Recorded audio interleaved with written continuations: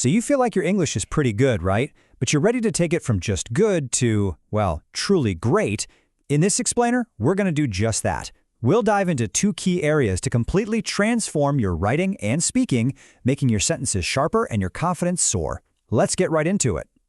Okay, take a look at these two sentences on the screen. Now, they mean the exact same thing, word for word, but which one sounds sharper, more professional? It's the one on the right, for sure.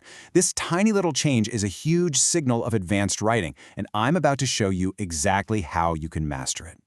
So here's our game plan for today. We're going to start with the building blocks of pro-level writing, then I'll share a golden rule for making your sentences punchier. After that, we'll master the actual methods. Then, we'll pivot to confident speaking, and we'll wrap up with a quick challenge to put your new skills to the test. All right, let's kick things off with Section 1, Writing Like a Pro.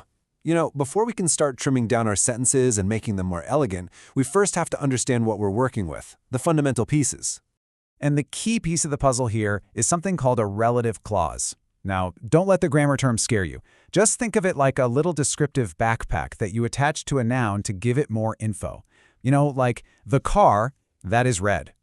The thing is, sometimes these little backpacks can make our sentences feel a bit clunky, a little long-winded.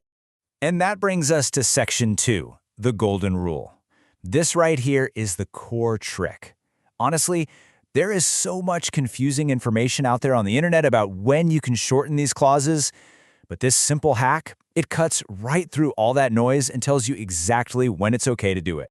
So, you want to know the secret? It's this simple. Find your pronoun, that's your who, that, or which, and then look at the very next word. If that word is a verb like is or was or are, boom, you've got a green light. You can reduce the clause.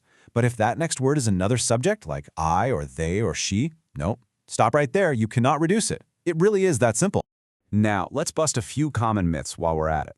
You really want to steer clear of reducing clauses that have modal verbs. Words like will or should, or auxiliary verbs like do or have. These are basically reduction blockers. If you try to shorten these sentences, you can actually change the meaning, so it's much safer to just leave them as they are. Moving on to Section 3, mastering the methods. So, we know the rule, we know when we can do it. Now let's get practical. Let's see exactly how to perform this little bit of surgery on different kinds of sentences. Let's start with a really easy one. When you have a prepositional phrase, something like next to the bank, all you have to do is delete the pronoun which and the verb is. Look how much cleaner that is. The boutique, next to the bank. It's just so much more direct and efficient. Okay, now for the passive voice, which you'll see this all the time in formal and academic writing. And guess what? The rule is exactly the same. The car that was sold yesterday becomes the car sold yesterday. See? You just delete the pronoun and the to be verb. It instantly sounds more sophisticated. And this pattern keeps on going, even for the active voice. The boy who is wearing a hat just simplifies right down to the boy wearing a hat. We're just cutting out the fluff, right? We're getting rid of the unnecessary words to make the whole thing flow more smoothly. Okay, here's our first little variation on the rule. When the verb is describing an ongoing action, something that happens continuously like live or work, there are two steps. First, you delete the pronoun, who. And second, you change the verb to its ing form. So live becomes living. The couple living next door. But, and this is a big but, you gotta be careful with this one. This is where a lot of people make mistakes. You can't use this method for a single completed action in the past, like the boy who won. Saying the boy winning just sounds wrong. You also want to avoid it for repeated actions or for state verbs like knows, because it just comes across as awkward and unnatural. And finally, for non-defining clauses, those extra little bits of info that are set off by commas, the rule here is simple again. Just delete the pronoun and the be verb. Paracetamol, an effective painkiller. This technique, which is actually called an appositive phrase, is a true hallmark of high-level academic and professional writing. Okay, let's take a breath and pivot. We've been working hard on sharpening our writing, now let's boost our speaking.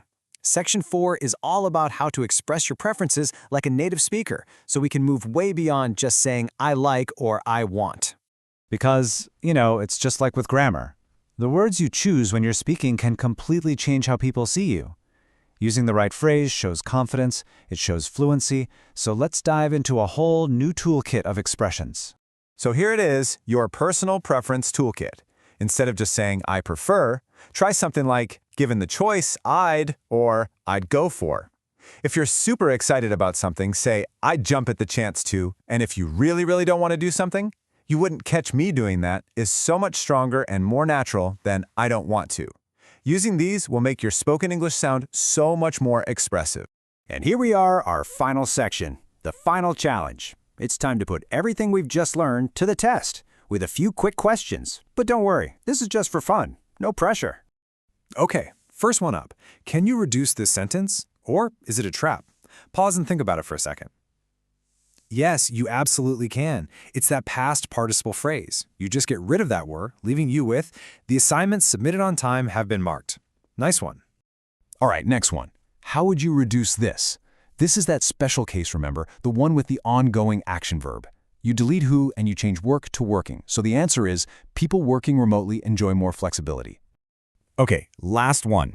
Is this one reducible or is it a trap? It's a trap. Fell off his bike is a completed one-time action. You can't reduce this one. If you spotted that, fantastic job. That is a very, very common mistake. I want to leave you with this amazing quote from Mark Twain. It just perfectly captures everything we've talked about today, doesn't it? These small changes, choosing the more concise grammar, picking the more expressive phrase, they really do make all the difference. It's about moving from just being functional to being truly powerful with your words. So the key takeaway is this. You now have the tools, you have the skills to make your writing tighter and your speaking more dynamic. The only question left is, how are you going to use them to completely transform your English?